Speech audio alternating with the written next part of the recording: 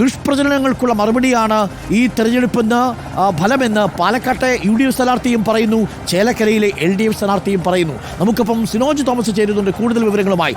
സിനോജ്, 2021 മിന്നുന്ന പ്രകടനം ആവർത്തിക്കാൻ സാധിച്ചില്ല എങ്കിലും 2024 ആകുമ്പോഴേക്കും സിനോജ് ഒരു 12,201 എന്ന UR പ്രദീപിൻ്റെ സ്വന്തം റെക്കോർഡിനെ അല്ലെങ്കിൽ ഭൂരിപക്ഷത്തെ മറികടക്കാൻ അദ്ദേഹത്തിന് സാധിച്ചിട്ടുണ്ട്.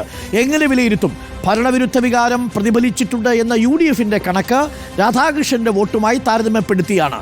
എങ്ങനെയാണ് മണ്ഡലത്തിൽ ആ കണക്കുകൾ വിശദീകരിക്കുക? അരുൺകുമാർ, UDFിൻ്റെ ആരോപണത്തെ LDF പൂർണ്ണമായും തള്ളുകയാണ്. അത് ഈ കണക്കുകൾ വെച്ച് തന്നെയാണ് അവർ പറയുന്നത്. 2021 39,000-ൽ പരം വോട്ടുകൾ രാധാകൃഷ്ണന് ലഭിച്ചു എന്നത് സത്യമാണ്, അത് വ്യക്തമാണ്. പക്ഷേ അന്ന് ഒരു ഇടത് അനുകൂല, രണ്ടാം പിണറായി വിജയൻ സർക്കാർ അനുകൂല തരംഗം സംസ്ഥാനത്തുണ്ടായിരുന്നു. ആ തരംഗത്തിൻ്റെ ഭാഗമായിട്ടാണ് അത്രയധികം വലിയ വോട്ടുകൾ അദ്ദേഹത്തിന് ലഭിക്കുന്നത്. രാധാകൃഷ്ണന് വ്യക്തിബന്ധങ്ങൾ വഴി ലഭിച്ച വോട്ടുകൾ കൂടി ഉണ്ടായിരുന്നു. അങ്ങനെ അദ്ദേഹം മന്ത്രിയായി വരികയും ചെയ്യുന്നു. അങ്ങനെ ഒരു തരംഗത്തിന്റെ ഭാഗമായി ലഭിച്ച വോട്ടുകളായിരുന്നു അത്.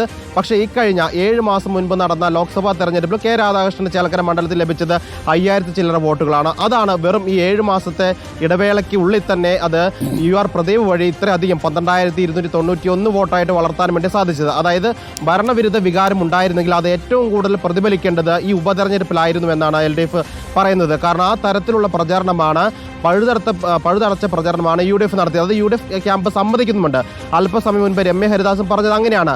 ഈ പ്രചാരണത്തിൽ എവിടെയും വീഴ്ച സംഭവിച്ചിട്ടില്ല. കാരണം VD സതീശൻ നേതൃത്വത്തിൽ ക്യാമ്പ് ചെയ്തുകൊണ്ട് CPM പോലും നടത്താത്ത രീതിയിലുള്ള പ്രചാരണമാണ് ചേലക്കരയിൽ UDF ക്യാമ്പ് നടത്തിയത്. അതുകൊണ്ട് തന്നെ അത്ര വലിയ ക്യാമ്പിനെയും പ്രതിരോധിച്ചുകൊണ്ട് ആ വലിയ പ്രചാരണത്തെ അതിജീവിച്ചുകൊണ്ടാണ് UR പ്രദീപ് ഇത്രയധികം വലിയ ഭൂരിപക്ഷം നേടിയിരിക്കുന്നത്. 2016 ഇതേ മണ്ഡലത്തിൽ തന്നെ പ്രദീപ് നേടിയ ഭൂരിപക്ഷത്തെ അദ്ദേഹം തന്നെ മറികടക്കുകയാണ് ചെയ്തിരിക്കുന്നത്. ഏതെങ്കിലും തരത്തിൽ പിണറായി വിജയൻ വിരുദ്ധ, അതായത് PV അൻവർ പറയുന്നത് പോലെ പിണറായി വിജയൻ വിരുദ്ധ തരംഗമുണ്ടെങ്കിൽ അല്ലെങ്കിൽ സർക്കാർ വിരുദ്ധ തരംഗമുണ്ടെങ്കിൽ ആ ഭൂരിപക്ഷം കുറയേണ്ടതാണ്. ഇനി UDF വിജയിച്ചില്ലെങ്കിൽ കൂടി ആ ഭൂരിപക്ഷം 5000-ൽ നിന്ന് പുറകോട്ട് പോകേണ്ടതാണ്. ഇനി രാധാകൃഷ്ണനെ രാജിവെപ്പിച്ച് ആലത്തൂരിൽ നിന്ന് പാർലമെന്റിലേക്ക് അയച്ച നടപടി തെറ്റായി എന്ന് ജനങ്ങൾ വിലയിരുത്തിയാൽ ഈ ചേലക്കരയിൽ നിന്ന് 5000 വോട്ട് ലഭിച്ചാൽ പോരാ, അത് ഭൂരിപക്ഷം കുറയേണ്ടതാണ്. പക്ഷേ ഭൂരിപക്ഷം കുറയുന്നതിന് പകരം വർദ്ധിക്കുകയാണ് ചെയ്തത്. അതായത് ഇടതുപക്ഷം പറയുന്നത് രാധാകൃഷ്ണന്റെ വിഷയത്തിൽ പാർട്ടി സ്വീകരിച്ച നിലപാട് ശരിയായിരുന്നു. അത് ചേലക്കര ഒരിക്കൽ കൂടി UR പ്രദീപിന് നൽകിയ ഭൂരിപക്ഷത്തിലൂടെ തെളിയിക്കുന്നുവെന്നാണ് ചേലക്കരക്കാരും LDFും പറയുന്നത്. അരുൺകുമാർ.